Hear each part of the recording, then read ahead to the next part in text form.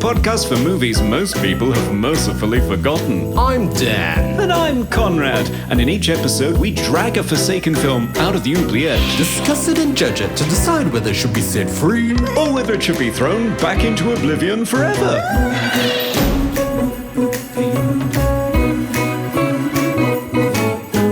We review the films others tend to forgive.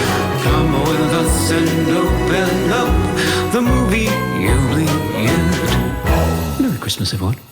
Ho, ho, ho, and welcome to Movie Oubliette, episode 165, the Continental Connecting podcast with me, Dan, ready to be nicely charred this Christmas in Melbourne, Australia. And me, Conrad, trying to find batteries for all of those damn fairy lights in Cambridge, UK. In this podcast, we discuss overlooked genre films, sci-fi, horror, and fantasy, because nothing screams Christmas cheer more than industrialist tycoons, alter egos, and umbrellas with machine guns. Hello, Conrad. Hello, Dan. So, happy Christmas. Why are you waiting to be charred? Well, I mean, there's been weather warnings this summer for Australia, because it is summer and Christmas in Australia. We're about to experience a very intense heat wave. So it's going to be a hot one this Christmas, I think. I mean, tomorrow, the expected temperatures are going to be 41 degrees Celsius. Which is, I just want to look it up in Fahrenheit. It's 105 degrees Fahrenheit, so quite warm. I don't know how we're going to survive, but yeah, it's going to be a hot one. Good grief. So that has happened once in the UK and it nearly destroyed our infrastructure. We got to 40.5, I think, in Cambridge. Yeah. I think we set the record during that heat wave a couple of years ago. Okay, yeah, there's going to be apparently a prediction this summer of reaching 45. So Good grief. that's going to be great. The highest I have ever experienced in Australia was 47, which was insanity. But yeah, I mean, anything above 40 is just, it's like Armageddon. It is. I've never experienced anything like it. It's like walking around in an oven. It's really alarming. Yeah, the road is literally melting. And the bins are just compost ovens. It's horrible. It's awful. In the meantime, you're decorating your house. I am, yes, and everything has got LED lights on it, and all of them require AA or AAA batteries. And every year I forget to stock up, and I'm scrabbling around, pulling them out of old TV remotes, and many lights, Dan. That's great. I mean, listeners can't see, but yeah, your studio looks amazing. It looks spectacular. Yeah, well, you've got to have lights on everything. Yeah. At least I don't leave them up all year. Some people do that. Yeah. Yes. Yeah. I've yet to start decorating the house, but I will get there because Christmas is fast approaching. It is. Yeah, it's not long now. All right, Conrad, mailbag time. Anything festive? Yes, in Santa's sack. We heard from Lisa MD23 on Portrait of Jenny. She said, I was honestly surprised this one was voted out of the oubliette. I thought the writing was pretty cheesy and, well, a bit boring. I'm not adverse to films of this era at all. I enjoyed the visual aspects of it very much and enjoyed the performances. It was simply the story. I think Cat People is a far superior 1940s era supernatural film, for example. Right. Yeah, I've heard so much about Cat People. And it's had a few remakes as well. So I'm just trying to figure out which one I need to watch. Yeah, maybe we should start at the beginning and work forward. Isn't there one with David Bowie? Yeah. I'm not sure. I don't know. There's quite a few. Yeah. Yeah. No, I'd be interested to check that out. We also heard from Pat Mack on 2010. He said, "Hey guys, I might fall away outside the norm, but I enjoy this movie much more than the original 2001. I watched it a number of times and would not be averse to watching it again. I do think of it as a completely separate thing from 2001, even though it's supposed to be the sequel. The two directors are very different from one another. Anyway, this was fun to watch." Yeah. They have very different movies, but actually, Yeah. but still very closely connected. So, yeah. Yeah.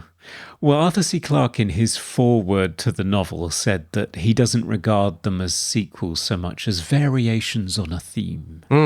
Yeah. That's true. Yeah. James Skirman got in touch to ask, "Do you have a record of how many movies you've released or thrown back? I was wondering which was the larger number. I'm guessing you've released more than you've thrown back." So Yeah. I checked, and as of 164 episodes, Dan, where do you think we are? 164. I don't know. I think about 60% were released, maybe 70%. It's a good majority. Ooh. It is, yeah. No, you were right second time. 70% of them. So we have set free 114 films, 8 of them with the help of the Coin of Fate, and thrown back 49. Oh, right. Yes. I mean, there's a lot of good movies out there, I have to say. There are, and we're all about finding the good ones. So, yeah. And also, we have a lot of guests that bring on good movies. So. Yeah. I do feel like this year we've had a ton of great films. We have, yeah. We've discovered some real gems. And finally, we heard from Serge of Cold Crash Pictures. Hello, Serge. Merry Christmas, Serge. Yes. And he said, 2010, the year we make contact, is like a slightly worse version of The Day the Earth Stood Still, The Abyss, Event Horizon, The Andromeda Strain, and half dozen others, but I still kind of like it. Maybe it's a little underwhelming, but when it shines, I can't help but cheer. I mean, I would like to see a third movie, maybe, at some stage. Yeah. Before a I think it'd be reboot, fun. because I'm sure a reboot's going to happen. Don't know why. Rebooting Kubrick, that would just be so wrong. I wouldn't put it past them, though. I really wouldn't. Yeah. Anyway, thanks for getting in touch this year, everyone. We do love hearing from you. Yes, we do. So, Dan, what are we doing for the last episode of the year? Oof, well, it's got to be something festive. One moment. Oh, I'm in a sewer. What a water. And penguins. What? What are they doing here? Especially in Australia.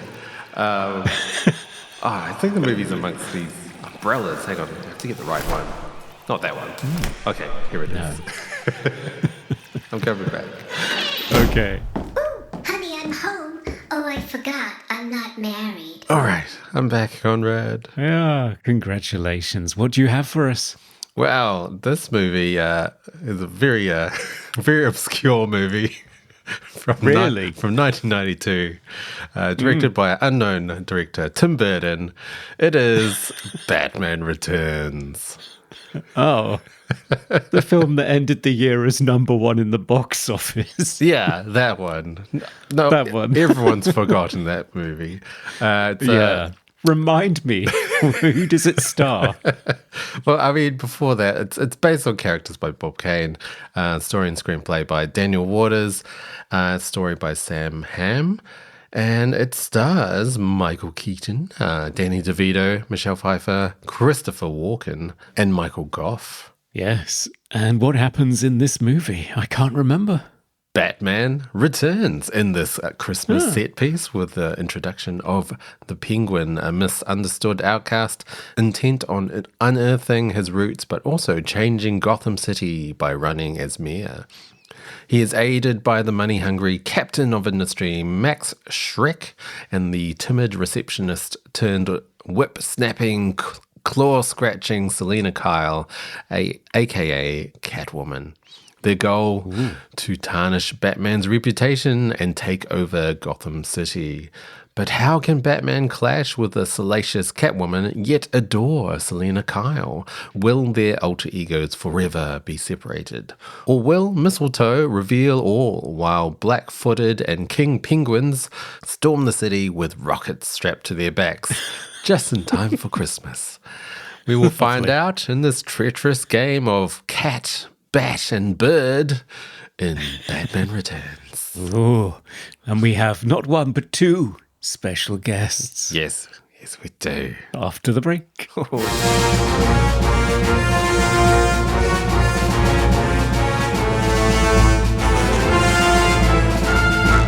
Welcome back to our discussion of the obscure sequel to Batman, Batman Returns. We were supposed to have a celebrity director joining us for this episode, but sadly we had a schedule clash and he couldn't join us. But luckily, the skylight smashed and down swooped two figures clad in black rubber and PVC to come to our rescue. It's Melinda Mock and Michael French of Retro Blasting. Hello. Hey. Hello. Welcome back. Hi. Thanks for having us. I am super excited for this one. This is awesome. He really is. He's wearing his Batman shirt and everything. Yeah. Couldn't have happened to a better film for movie Oubliette. It's like, you need me for which movie? Yes. All right, here we go. Well, we're so glad that you could join us because it will make our Christmas episode extra special. Nice. Yeah, absolutely. I mean, it's a great Christmas movie. Even better than Die Hard. So when did we all first see this movie? I saw it in the theater as would I have been a tween around that time, early teenager. And I was disappointed. Dan, how about you? I saw it on VHS as a, 10-year-old something. Wow. This was a huge movie for me. I've out of all the Batman movies, this is the one I've seen the most for some reason. Big movie for my childhood. Same here. Yeah. I think this was 92, right? So Yeah. I was 16 and it was one of the first movies I drove myself to the theater to see. Wow. And I loved it. And I mean, it's got everything I love, It's got vengeance. It's got, acrobatics. It's got weird Tom Waitsy creepy carnival people and cats. I mean, it's got everything. Yeah, it does have a lot of cats. Yeah. I happened to see it that summer in 1992 on a trip home from England for the summer because we were still living in the UK. Oh, wow. Yeah. I was hell-bent to see the next Batman movie. And I went to the theater and saw it, and it had everything that made it superior to the first one for me. It had snow because it was set in the wintertime. As an Empire Strikes Back guy, like that was a big deal for me. Oh, yeah. Batman shows up, he showed up in the beginning in the first movie, but this movie didn't burden itself with an origin story for Batman. So he was just there fighting, he was already in the action, and it had Catwoman, who was already a favorite of mine, but she was also, I had learned, trained for the movie in the whip stunts by the same people that did the stuff for Indiana Jones. And she really uses the whip in the movie. So I walked away from this film, and there's a lot of other stuff I love about the film, but I walked away from this one just like, yeah, that's my Batman movie. Like it goes Batman Returns, the Batman movie with Adam West, and then Batman 1989. Like those are like the top three. Mm-hmm. Yeah. That's a ranking. So Yeah. we should be honest about this. The guest that couldn't be with us chose this movie. We were on the fence about, hey, can we really claim this is an Oubliette movie? But to be fair, although it did end the year as the number one in the box office, inflation adjusted, it is the second least popular Batman movie, live action Batman movie. Yeah, it is. It is second only to Batman and Robin in those stakes, which is pretty bad. So Batman Forever grossed more inflation adjusted than this movie, and I think it was regarded as a failure. It's the Seal song. The fact that Batman Forever earned more, and I've known that for decades now, and this one is just forgotten by and large, or derided. When you bring it up, it's either like, oh, I haven't seen it forever, or I hate that movie. That scenario should be discussed in The Hague. Like, they should bring it to The Hague. This is insane. Like, Batman Returns is, you can not like it, but it's hardly the least like effective Batman movie out there. So I feel like, and I'm just going to put this out at the very beginning, this movie in the Batman, especially that Batman series of films, is the Temple of Doom of the Batman series because it's really dark. It went too dark for the studio so that the next one goes way too comedic in response to it, and became more popular. So the Batman Forever was way more popular, even though arguably it doesn't push the boundaries nearly as much as like Temple of Doom. Temple of Doom still has problems, but very interesting, very violent, doing stuff that the original really didn't do. So yeah, I find that Batman Returns has the right balance of like a lot of different tones. Like, it is serious on lots of parts and very dark, but it is really funny in a lot of parts as well. Like, very dark, very Tim Burton-esque humor that you just would not see in a modern Batman movie. It's why I can't believe Conrad doesn't love it. Like, just the idea that they talk about like murdering a bunch of children in the sewer is so like, it's the funniest thing to me. I know that makes me like a depraved person, but I mean, it's such a fairy tale type of thing. Like, it's dark, but it's deliciously evil. It's like it delights in like, how messed up can I be and get away with it? Like, this is a movie for children. How much sexual innuendo can possibly be in this movie? Like, oh my God. It's not an innuendo when the penguin says, I would like to fill her void. It's not. It's just flat out revolting. Yeah. He is it's repulsive in this movie. Just repellent. He is. I mean, that's the point, though. Yeah, of course. And yet, a line toward the end proves that the Penguin is committed to gender neutrality, because he says, when I blow up everybody in Gotham, their erogenous zones are going to go first. In other words, like, he says it. So, like, everybody's going to be genderless after. I'm joking, but the point is that he is a dark villain, like you're saying, Melinda. And hot take. Okay, Jack Nicholson was funny. The Joker was a great character in '89, but DeVito's Penguin, he's funny and sinister, and his scheme to take over Gotham and seek revenge makes the Joker look like Ronald McDonald. Like the Joker's nothing. He's got nothing on the Penguin in this movie. For sure. I would say as well, like, this movie has a good amount of it still has that kind of comic book campiness that went way too far in Batman Robin and Batman Forever, but doesn't exist at all in modern Batman movies. You don't have the really over-the-top villain like the Penguin in this movie. Right. Or even Catwoman. Which is very comic booky. Now it's all so realistic and like gritty. Like the new like Colin Farrell Penguin is like a mobster mafia dude. Like, he's not this Oswald Cobblepot trying to strap rockets to penguins and steal babies. Yeah, I mean, you still feel the Adam West Batman in this, although the tone is extremely different. It's very Tim Burton-y, but I just feel like it's the perfect balance of like wacky, crazy, over the top, and dark, demented, messed up stuff. And I think you'd have to be demented to sit down in a room with movie producers and say, I want to do Batman, but I want it to be realistic. And I want to look at them and be like, are you out of your mind? Like, that's not possible. And so what you end up with is a lot of very pretentious problem, with a lot of those modern Batman films where they kind of go up their own rear end. Whereas this one, I think, is the perfect balance between that sort of like edgy uncomfortableness with that, like Melinda said, hearkening back a little bit to that Adam West comic book camp. It finds the balance, the equilibrium.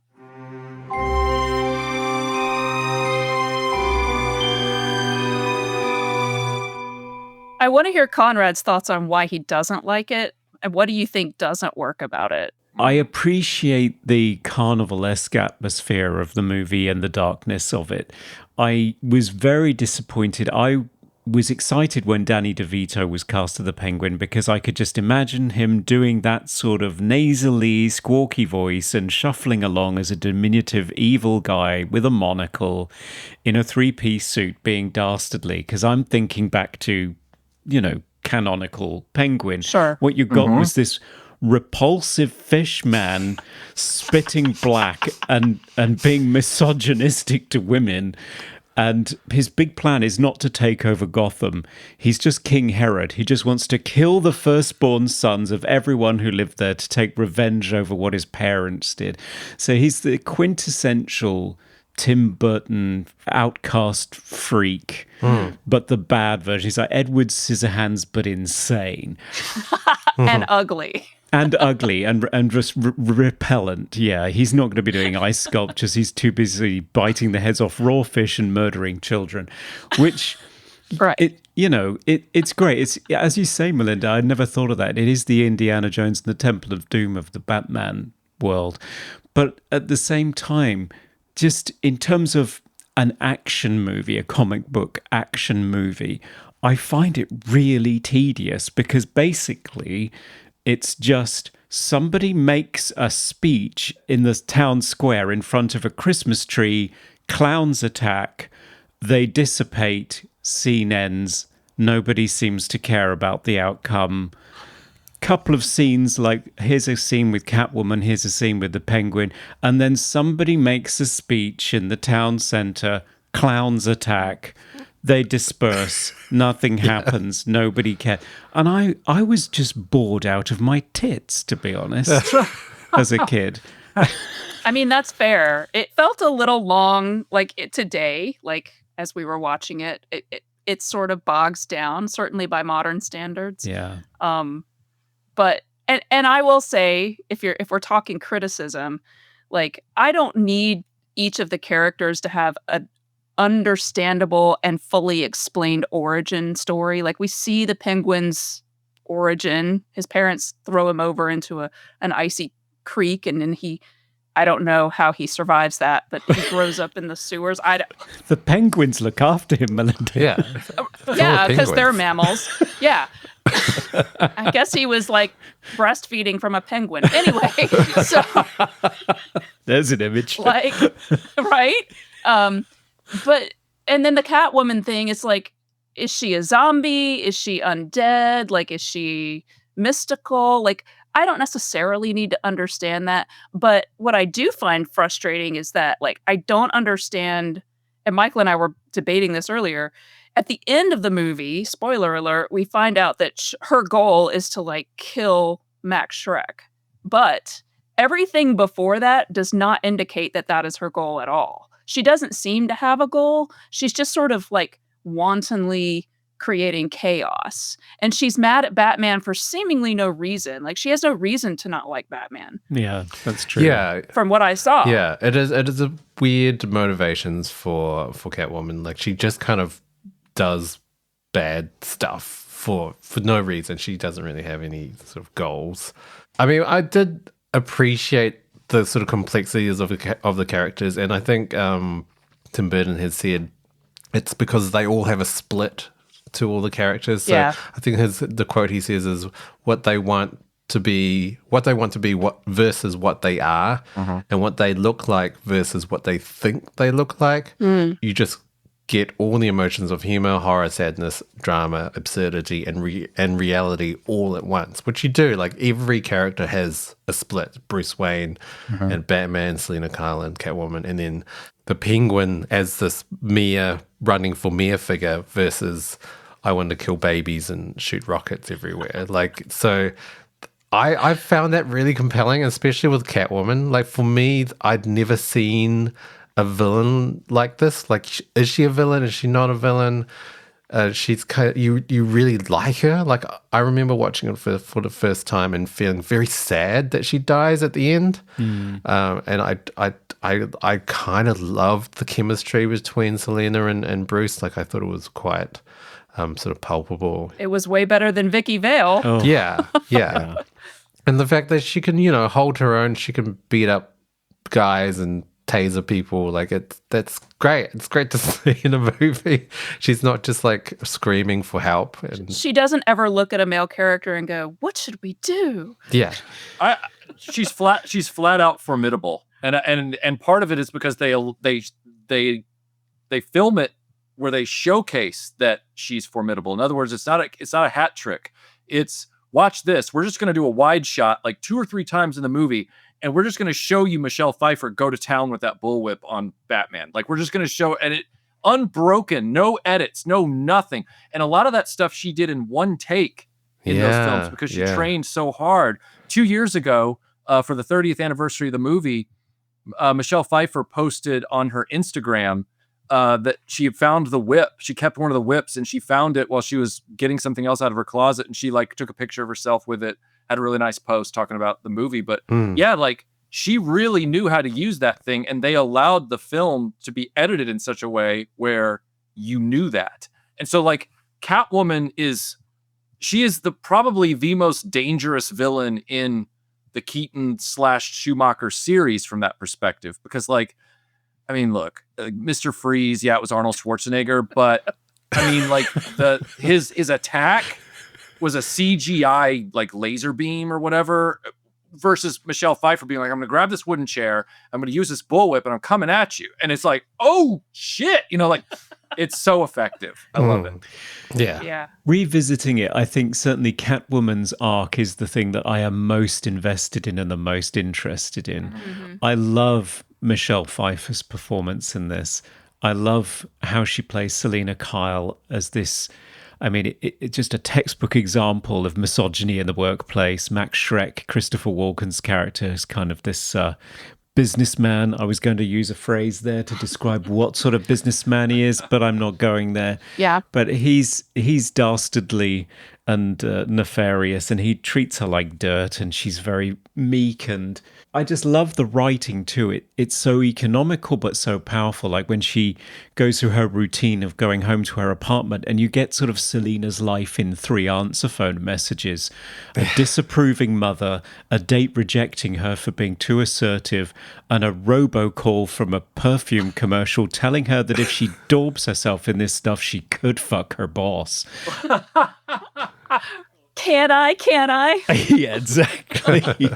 But I thought this is such a beautiful vignette. And after she's shoved out of a window and she has that amazing birth sequence with all of those cats, rebirth, and then she goes back to her apartment, and just watching Michelle Pfeiffer unravel and just tear her life to pieces and recreate herself as this sort of ragdoll S&M dominatrix vigilante I'm all there for that. Well, sure. This movie to me, especially if you look at the 3 main characters, is just sort of showcasing how different people respond to trauma, like severe trauma. That's true. You've got Batman not talking about, but showcasing, like he's trying to turn, it's all vengeance based, but he's trying to help people. Oswald Cobblepot, whatever his name is, the Penguin, he is trying to help himself. And she is just bursting with rage. Like she's never been allowed to express anger because women really aren't. And so she doesn't know how to control it. So it's just like this new thing that and that's why when she goes home, she's just breaking everything, because it's like, I'm so angry and now I can be angry because like no one can stop me. And it comes out. It's like I love the scene where she's helping the lady in the alley from the guy who's trying to mug her, and she kicks the mugger's butt, and then the lady's like, oh, thanks, and she thinks she's like this friend, and she's like, oh, and she takes it out on her too, because that woman represents like who she was and her meekness and allowing herself, she's blaming the victim, but she's blaming herself, right? which is what she did in the boardroom earlier. So she's still herself, but she's just got all this anger on top of it that's just coming out everywhere. I think she's definitely, I would love to see this version of this character explored more and leave out the gross penguin. To your point, Conrad. No, she does live at the end, and everybody was hoping there would be a follow-up. And then they were hoping there for a while that there would be a Catwoman movie spinoff with her. And then it took like a decade, and we got the Halle Berry one. You don't like the Halle Berry one? Does anyone like the Halle Berry one? It has nothing to do with the Michelle Pfeiffer one, thank goodness. Like, it's Pocket Universe. Yeah, it is a movie for sure. I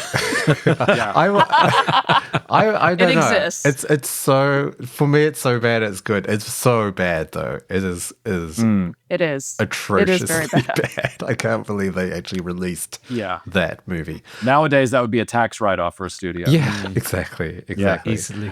So in the behind the scenes, apparently Sean Young really wanted to become Catwoman. She's from Blade Runner, and she showed up to the studio in a Catwoman costume, just burst into the room with Tim Burton and the producer exclaiming, "I am Catwoman."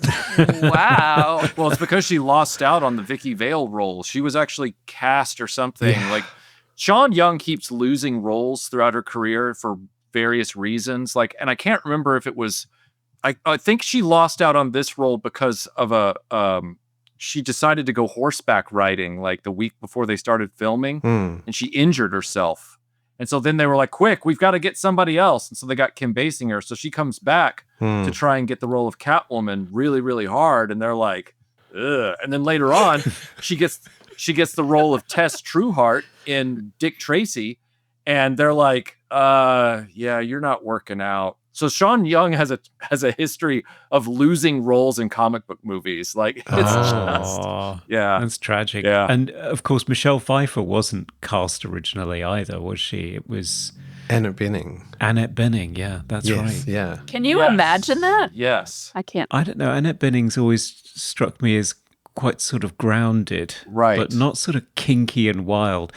Whereas Michelle Pfeiffer, you could kind of see a little gleam in her eye. Yeah, I guess Yeah. so. I thought she was fantastic in this. I wouldn't have thought of her being Catwoman. I think it's a pretty amazing role. And I mean, the outfit does a lot of the heavy lifting as well. The outfit is insane. Like that Catwoman costume is amazing. And I think she couldn't hear She couldn't. while it's on. And yeah. Neither could he. Oh, right. Yeah, because Michael Keaton, I watched an interview earlier. He was talking about how neither one of them could hear, and they're like standing like however many feet apart. And so he was like, I was just watching her mouth to see when she stopped moving her lips, and then I would say my line and hope that it was right. Like, Wow. This is acting. That's ridiculous.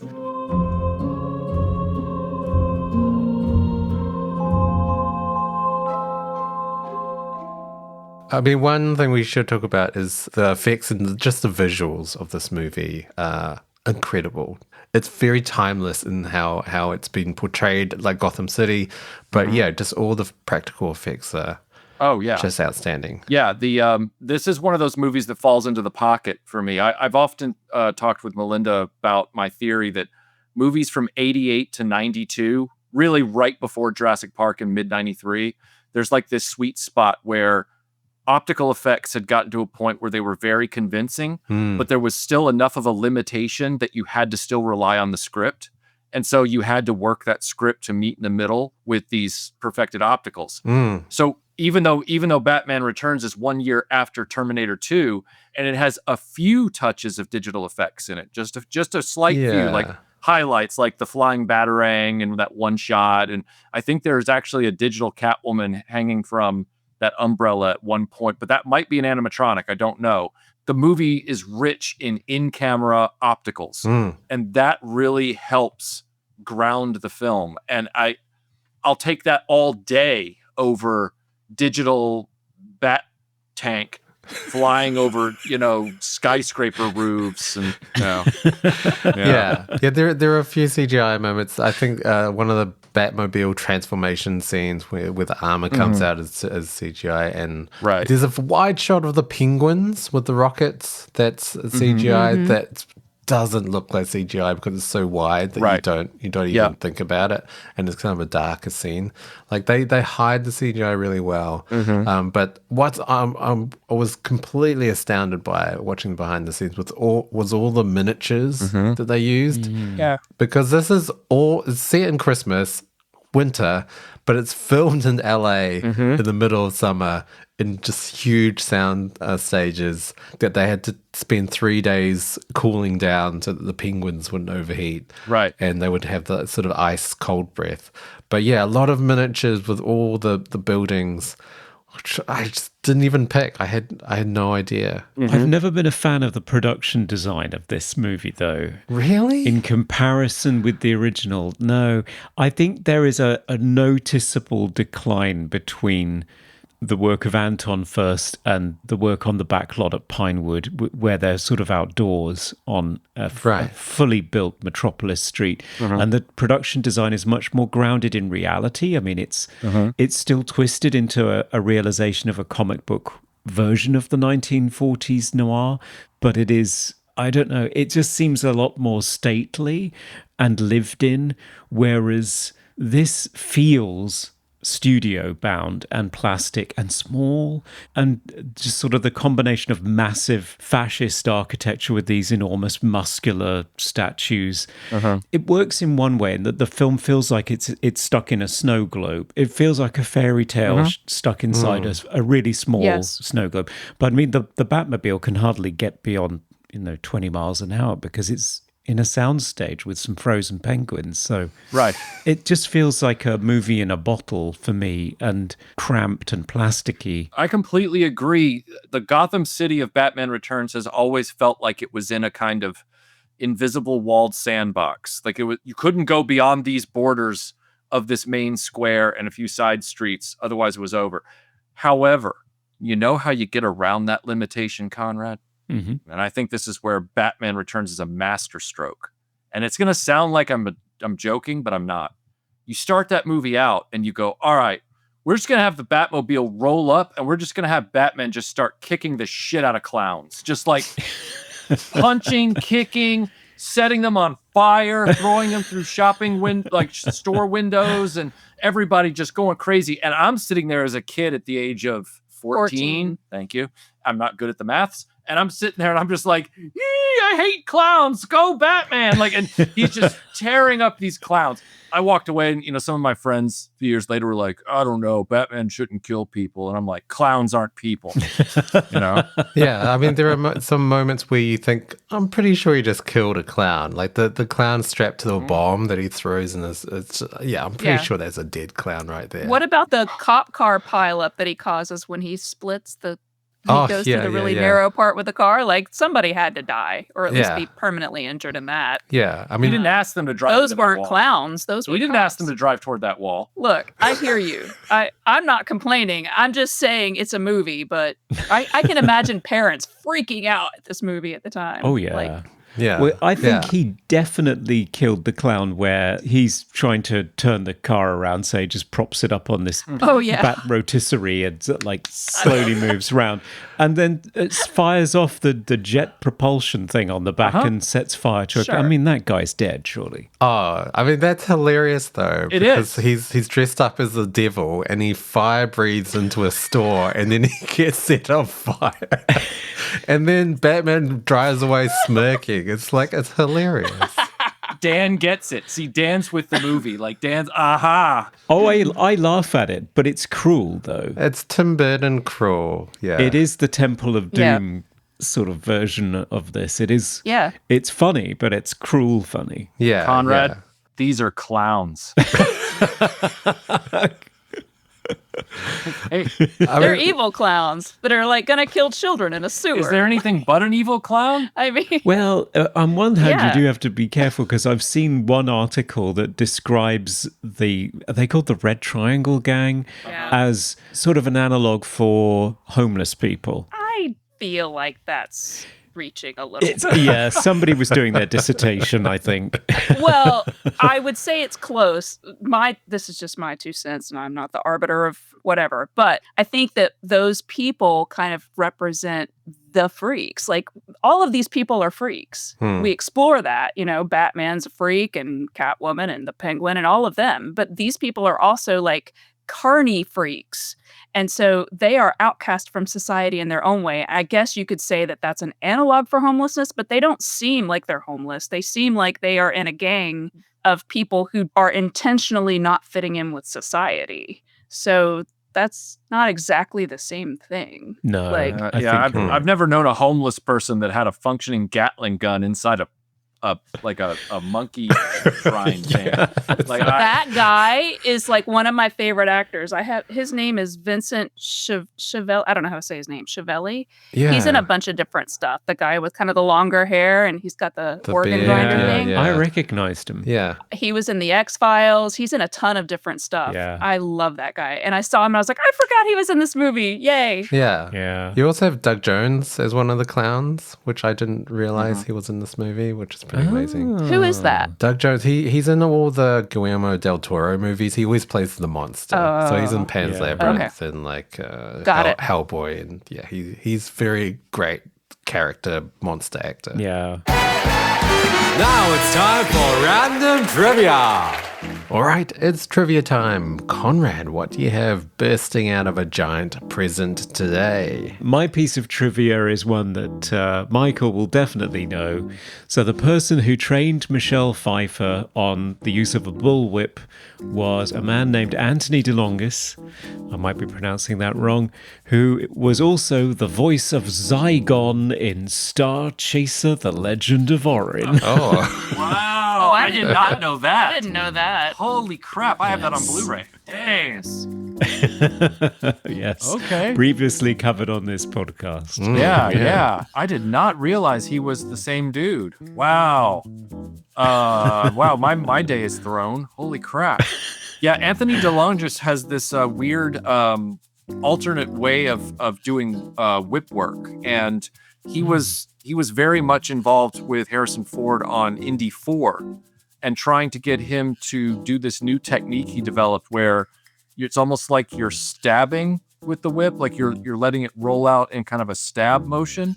And you can see Harrison Ford do that very specifically in the beginning in the warehouse when he grabs the rifle out of the guy's hand. There's this shot where he kind of goes, and it looks very weird, but at the same time, I knew that Anthony had gone way back, I think he also, I could be wrong about this, but didn't he also train Antonio Banderas for Zorro? I feel like that sounds right. Yeah. So he is the man about town when it comes to any hero or anti-hero needing some bullwhip practice. So yeah. Oh, right. And that's our trivia.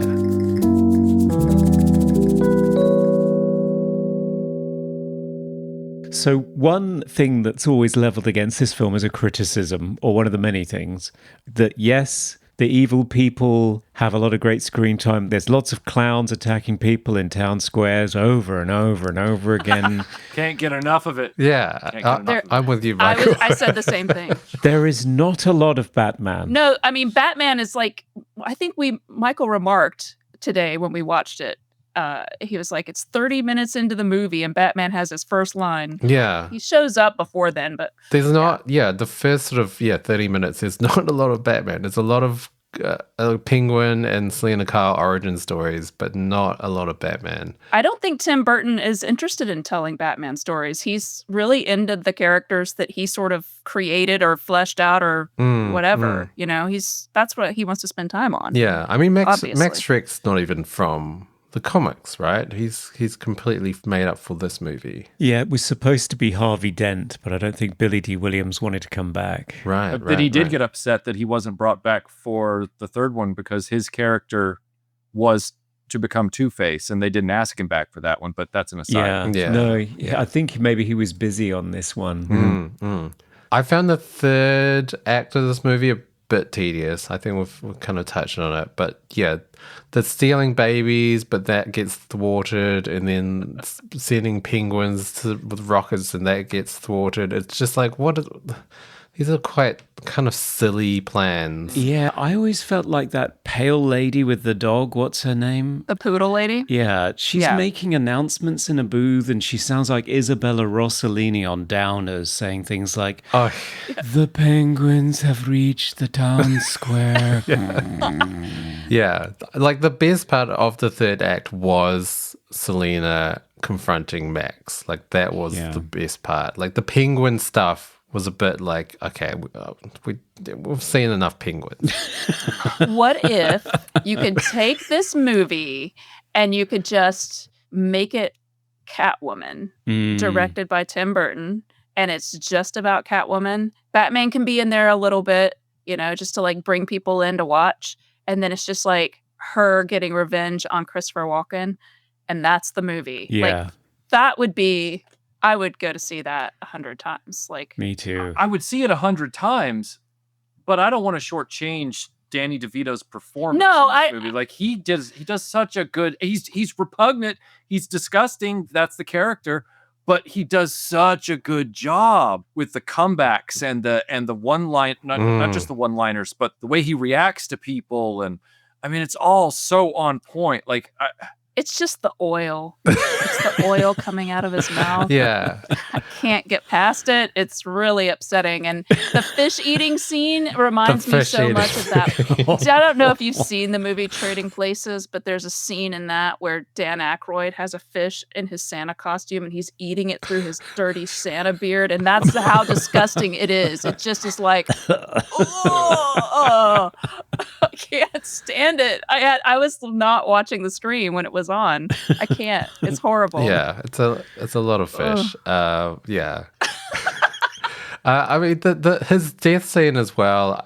I remember as a kid being like, "Oh, this is so powerful," and then watching it now, it's like those are definitely people in penguin suits waddling along. Oh, and yeah. it was so obvious, but I didn't get that when I was a kid. But there's like animatronic penguins at some points and like live actual penguins as well that they had to train with whistles and fish and stuff. We watched the 4K today, which we were on the fence about watching the 4K because of the color correction or whatever. It wasn't exactly right, but you can definitely tell that they're not real penguins when you're watching the 4K. I'll just say that. It's like watching the Ewok movies as a 4K. Like, I like the fact that the penguin in this movie and the whole plot around both the penguin and Catwoman with riding right over the line with innuendo and violence and intended plans of killing kids and all this kind of stuff. I like the fact that it got all the way through production, and by the time they got a picture lock, there was nothing the industry could do about it. Like, they couldn't write it back. McDonald's got so mad. They were like, we've agreed to market this thing, and it turned out to be a horror movie, you know, and all this kind of stuff. I have to look back on that and be like, yay. Like, because, for sure. Because for once, art and its integrity won out over the Hollywood machine. Like, it got punished for it later. So, like, Batman Returns gave me a huge gift, but then it also gave me Batman Forever as a response, which I have to, But, like, I think this one moment encapsulates what I'm trying to say. There's that moment after he goes back down into the sewer. He's thrown away his mayoral ambitions because of what happened with Batman, with the speaker system and everything. And he's like, no, I'm an animal. I'm not a human being. And you're going, interesting. And then this one guy, this one sweet, large, rotund dude who's a clown. So, my take on that. I'm like, whatever you want to do to him, go ahead. But he's like, I don't know, Penguin.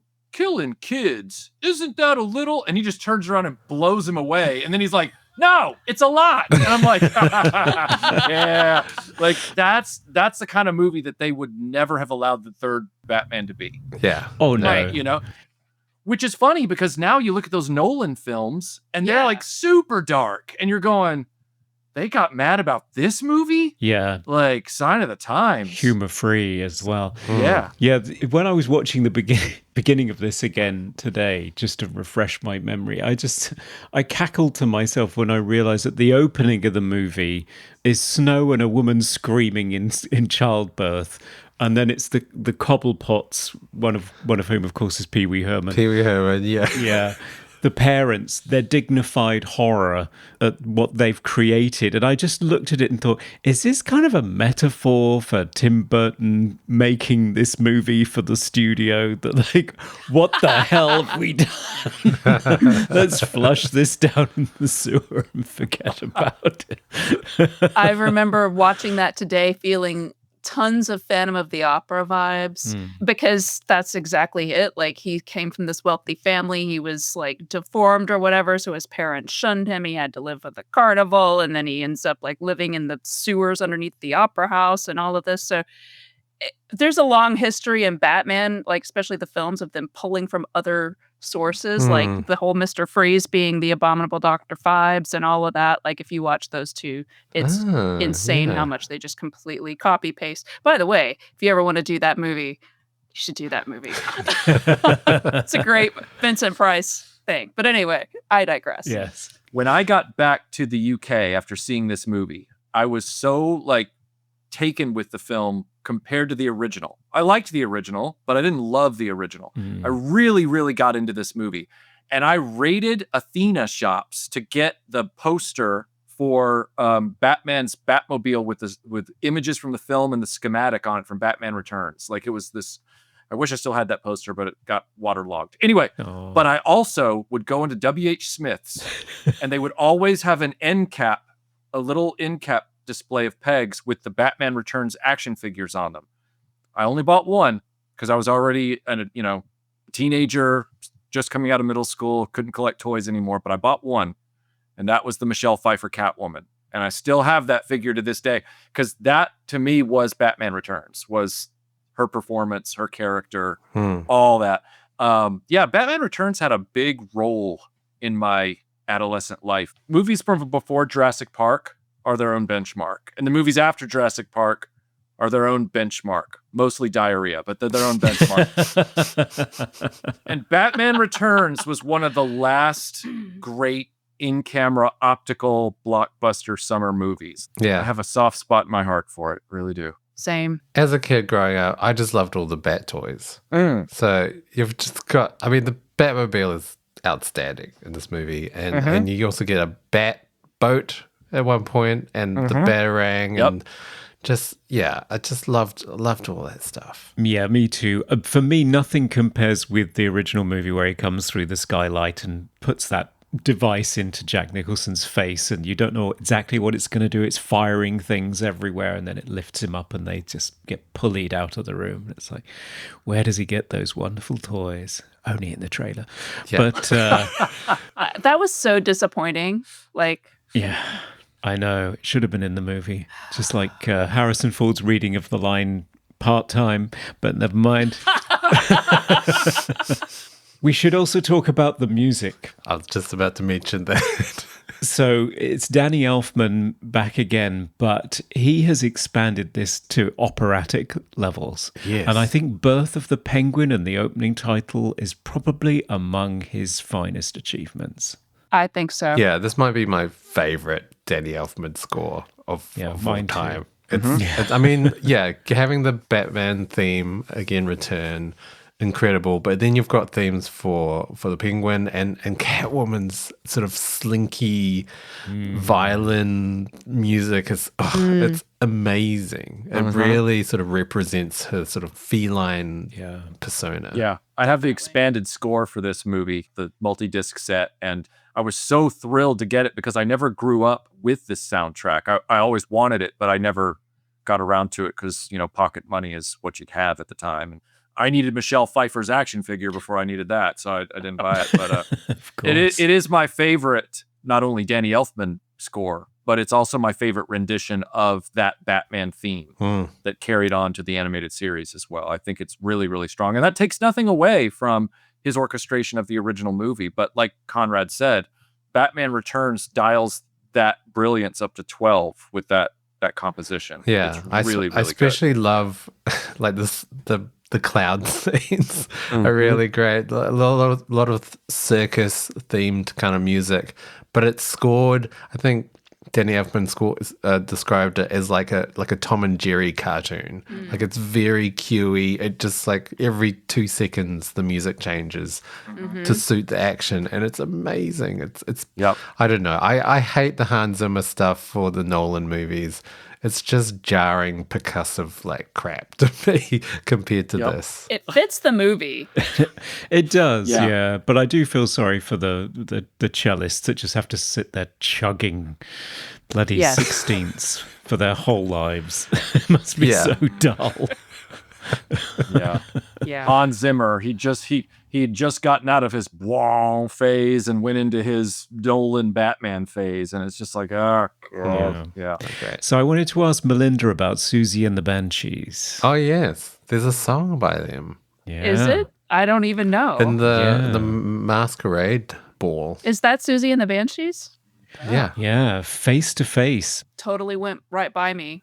Really? Yeah, well, I mean, I like Susie, but I'm not like a big, like, I know people think I'm goth, but like I was more metal. So like, it kind of went right by me. But I feel like everyone involved in this movie, it was like a Tim Burton joint. It really where it's like every person that he liked. And so because I think of Susie and the Banshees as being like one of those like quintessential goth bands, I can just see them totally meshing with Tim Burton. Yeah. Well, obviously they didn't go the full soundtrack song score as they did with Prince on the first movie, but they did want to have a tie-in, of course, because it's the era of the single tie-in release. It's funny you say that because like I was thinking the same thing, like Bat Dance, which I listened to earlier because I love Prince. But so Bat Dance, and then I always think this movie just didn't have a song, and then the next one is the Seal song, right? Is the next movie? Yeah. And that was so huge. I feel like the Seal song was bigger than the movie, but maybe not. But anyway, I don't know. Maybe Susie and the Banshees was not as big in the States, or was that a hit over there? Like, I don't know. Like, did this have like a big summer song?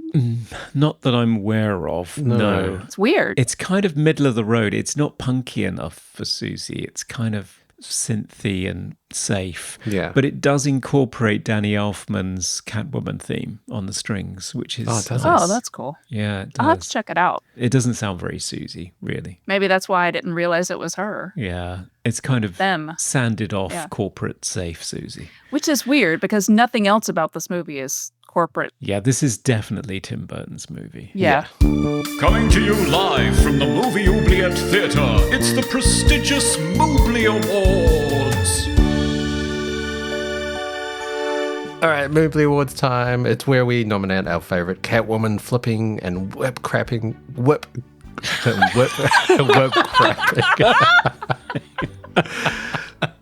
cracking parts of the film in a number of bird-brained categories. Best quote. My favorite quote is when Catwoman says, "How could you? I'm a woman." And then proceeds to kick the shit out of it. Yeah. I love it. I love that he apologizes as well. I'm That's sorry. great.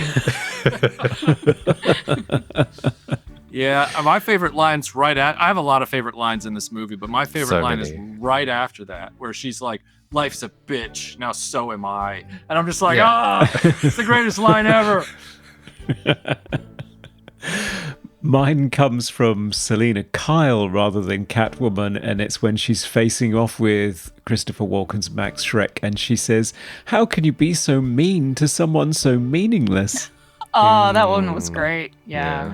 Yeah. Best hair or costume. Obviously, the best costume is Catwoman. Like, I don't know how you can say anything else. I guess you could argue the Penguin, but that costume is amazing, to the point where years ago I saw a really amazing version of it at DragonCon, that like a woman who was like very fit and whatever, it was exact. It was insane seeing it in person too.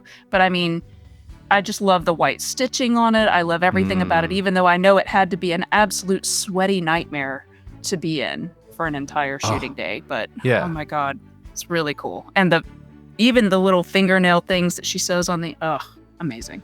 Yeah. Yeah, I love that she has home assembled her S&M outfit and it's covered in stitches, so she looks so much like a Burton-esque Frankenstein's monster or the Sally character from The Nightmare Before Christmas. Exactly. And yeah, as the film progresses, she unravels as more men abuse her. Correct. And her fragmented psyche becomes apparent through her costume. The costume is a metaphor for her whole mental state. It's like at the end her hair is coming out. It's just it's really like a character in the movie. It's amazing. Yeah. Most 90s moment. The prominence of butlers Yeah. seems to be very 90s. So I was thinking of Jeffrey from Fresh Prince of Bel-Air, Cadbury from the Richie Rich movie, Niles in The Nanny, even like Lurch in the Addams Family movies. And yeah, Alfred in Batman. Like, just a lot of butlers used to feature in these movies. And you just don't really get the butlers anymore. Do you think that it was because of the like 80s and then into the 90s obsession with the ultra rich? And Yeah. so they just like, because there was like the whole Richie Rich, like we were obsessed with, you know, that was the whole yuppie craze of the 80s. And I think it just sort of like fed into the early 90s. You have a lot of that. I don't know. Yeah, everybody wanted an English butler and an English nanny, and then that went horribly wrong. Yeah, I mean, until you saw Fran Drescher and then you wanted someone from Queens. Yeah. Yeah. Yes. To me, one of the most 90s things is the idea that a department store could be a profitable thing. Right. You know, Yes. department stores now, it's sort of like seeing a mall. It's just like no one's doing that anymore. It's very dated. Just the idea that it was like he's super rich, so he owns a department store. Like, ooh, does he also own a Blockbuster? Like, Favorite scene. my favorite scene, it's the scene where she flips out of the department store and she goes, Yeah. meow, and then it Yeah. blows up behind her. It's like the best scene I've ever seen in my life. I was just like, the oh most, my god, that's it's the most amazing. iconic scene. Like, it's the one that I remember as a child. Like the fact that she throws a whole bunch of aerosol cans in a microwave and with the gas going and flips out and explodes. It's so good. Amazing. Yeah. The aerosols was cut from the UK edition of the movie. You don't want to give anybody ideas, right? No, every kid would be putting their gremlin and some paint cans into the microwave if you weren't careful. Wow. Yeah. It's the Christmas thing to do, apparently. It would be cheap of me to say that my favorite scene is him setting those clowns on fire. That is emotionally my favorite scene. But if I was being more, I don't know, cinephile about it, I would probably say that it's an exchange, or the exchange between Selena and Alfred, where she's like, I gotta go. Could you just like think up a poem or a dirty limerick? And he's like, one has just come to mind. And then he like, you know, and the timing, the delivery, everything is so great in that scene. Yeah. Most cliche moment. I mean, one cliche I wanted to mention is the sort of accidental villain or unlikely villain that always starts out as sort of clumsy, timid, messy hair, wearing glasses. It's like a DC thing. So Uma Thurman as Poison Ivy starts out like that. Margot Robbie is Harley Quinn. Kristen Wiig is Cheetah. And then you've got the male characters like Jim Carrey as the Riddler and Jamie Foxx as Electro. They always have this like timid look to them with glasses. And as soon as they take off the glasses, they're like suddenly sexy and confident. Yeah. It's like hot librarian thing. Yeah. Yeah. Yeah, I was going to counter that with the beauty queen is a dumb blonde. Oh, the Ice Princess. Yes. The ice princess. I feel like they were doing that on purpose, don't you think? Like to sort of juxtapose like what people think of as like the blonde sex pot, and then we have Catwoman as also a blonde sex pot, but in a totally different way, kind of in a more of a Buffy the Vampire Slayer way. Yeah. Yeah. I don't know. Yeah, But I think yeah. you're right. I love the whole, there's this quote where Penguin says, odd as it may seem, Max, you and I have something in common. It's we have a lot in common. Like that whole thing. You hear that all the time in these types of movies. Yep, that's very true. I think the cliche that I would pick out of this movie is one that I support. Clowns are evil. Okay. Best special effect. So my favorite effect in the scene is definitely a special effect and also stunt work. It's the explosion at Max Schreck's masquerade ball. And what I love about it is that it happens in a shot that you are not expecting to have a special effect and stunt work in it. It's just a shot of Bruce and Selena walking off of the dance floor, and all of a sudden everything fucking explodes and about 86 people on wires fly up in the air and it's amazing. Incredible. It's very similar. Mine is at the beginning, the first time we see the Christmas tree scene that you kept talking about, Conrad, where all the clowns and everybody explode out of whatever, was it a present or whatever, and they all go flying out. It was pretty impressive that very first time that they did it. You're just like, wow. And I love the acrobatics, and you're just not expecting it the very first time you see it. So Yeah, it's great. There's lots of that. Oh, all yeah. practical, in camera, enormous, big budget nonsense. I mean, that and like the burning the devil alive, that was pretty great. I guess my favorite effect would be it's split between two things. And I'm obsessed with vehicles and model work. I loved old school model work before it all went CG, and so I do love the shot of the Bat ski boat in the sewer going up the wall to dodge the rockets. It's really, really good. But I also really, really love the Batmobile having to jettison its sides and turn into the Bat missile to get through that alley. You know, it's hard to decide. Yeah, the Skotak brothers. Oh, really? Have been doing, whenever you see great miniatures in 80s or 90s movies, it's the Skotaks. Oh, okay. Aliens, the worms in Tremors. It's all the Skotaks every time. It's good to know. Favorite sound effect. This is dumb, but like, I love how they incorporated the Wilhelm scream when he tosses one of those clowns. Did you notice it? Yes. It just was like, I think it was right before he like hit the really big one in the face. Yeah, it was great. Yeah. You've got to have that. Yeah, and it's sort of back when Wilhelm scream wasn't as known as well. So like, you had well, to now know. it jumps out at you, but Yeah. it's hilarious. Yeah. I would say Catwoman's creaking PVC outfit when she is writhing around on the penguin's bed. Oh. It is such a delicious sound. And I love that they took the time to put it in there. Unless it's just studio audio, but I doubt it. Yeah, I think it they've could added be. it in. It could be. Yeah. Well, maybe. Yeah. The scene where she starts having a bath. I have a bath now, and she just For starts no licking reason. herself. Starts licking herself. It's great. There's a lot of licking in this movie. It's really not necessary, but yeah. My honourable mention, though, would be the fact that when Bruce is, Batman, I should say, is going to track down the Penguin and stop his dastardly plan in the climax of the movie, he's got like his radar scanner and he's tracking the duck, and it's got like this quack noise for the sonar. I noticed that too.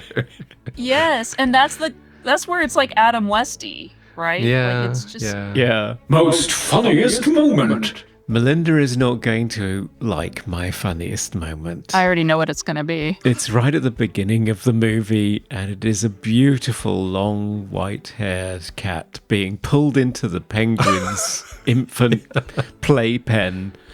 And I don't know, I did cackle with laughter. I think it's just because it's the first thing that really happens in the movie that is really twisted. You Yeah, think, It oh, wow. feels very Addams Family It does. as well. It does. Like It does. really does. Thankfully, though, you can tell that It didn't bother me at all. The Like, transition between the real cat and then the well, and the sound effect for the cat, Right.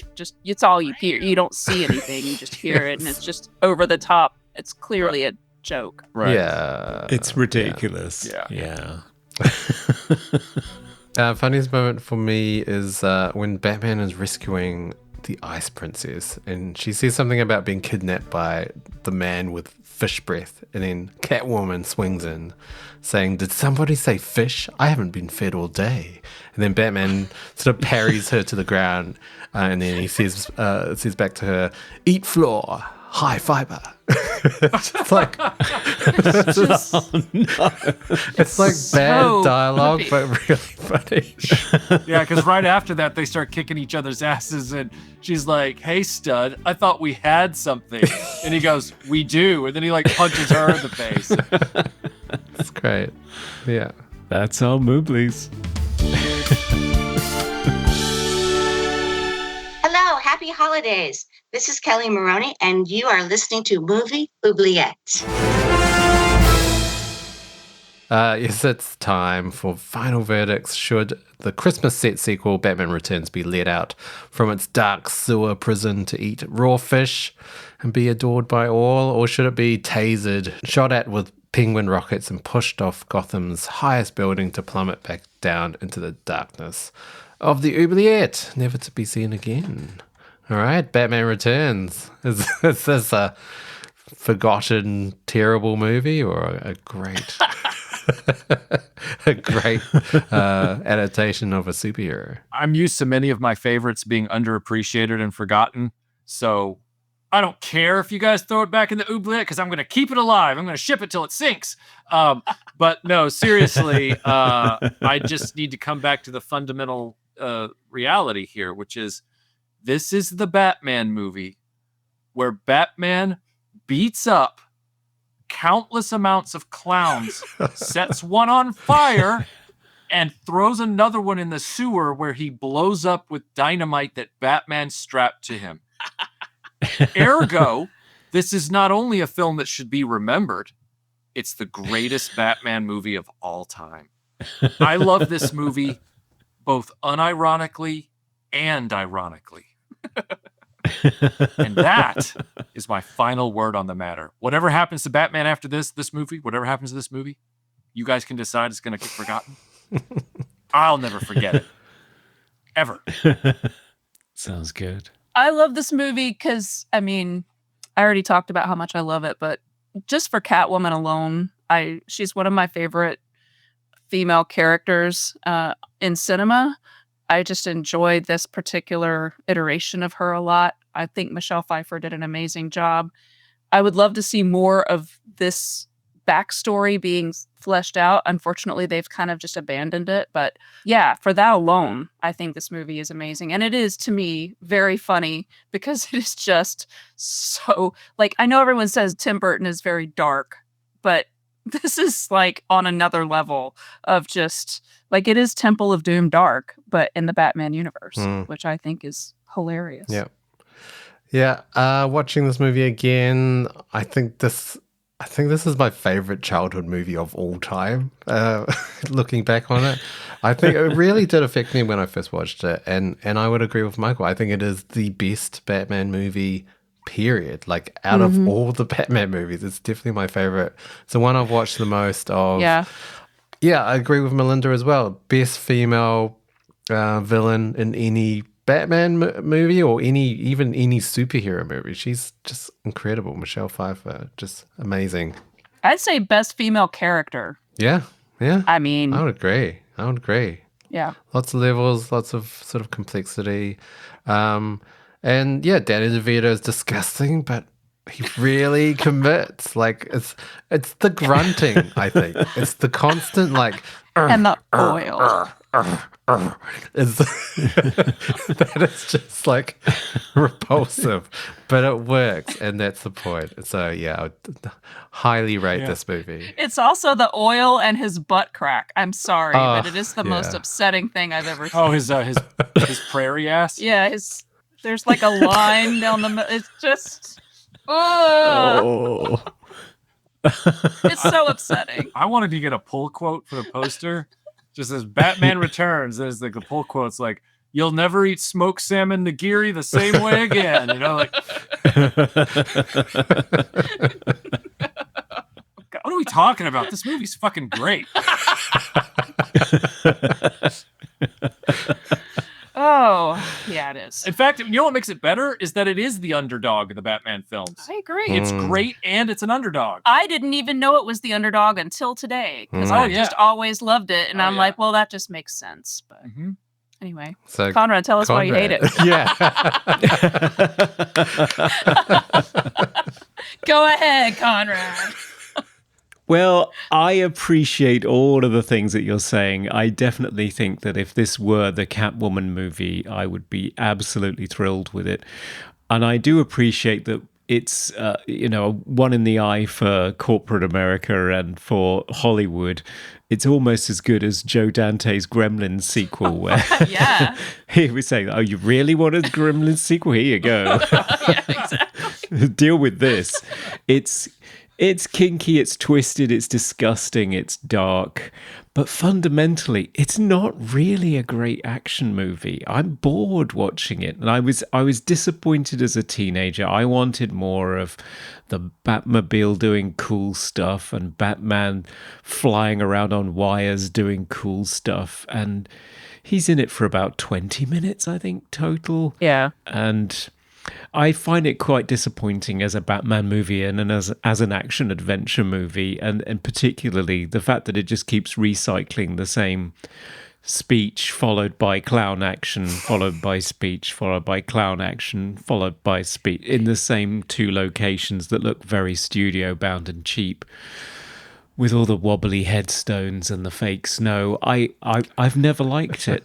I've always found it really quite tedious, even though I appreciate all the wonderful things about it. And Danny Elfman's score is my favorite of all of his compositions. So I'm afraid I would throw it back. Conrad, I want you to know that I want you to throw it back. I want you to throw it back in the Oubliette. You know why? Because this movie is like Jesus. It's going to come back. What? It will resurrect itself. Wow. It will live again. There's nothing you can do. You throw it in there. Go ahead. It'll come back to life. That's what happens yeah. to clowns in sewers. They all float, and you will too. They do. Mm-hmm. Yeah. Indeed, yeah. Yeah. No, it will rise up out of the sewer Yes. in the arms of the penguin. Uh-huh. Yeah. Yeah. In So the arms Absolutely. to quote Jesus, kill me. I dare you. I'll come back. Like Batman Returns will come back. Go ahead. Go ahead, do If it. you strike me down, I'll become more powerful than you can possibly imagine. Yeah. Yeah. Uh-huh. I'm the outlier, though. I know I am.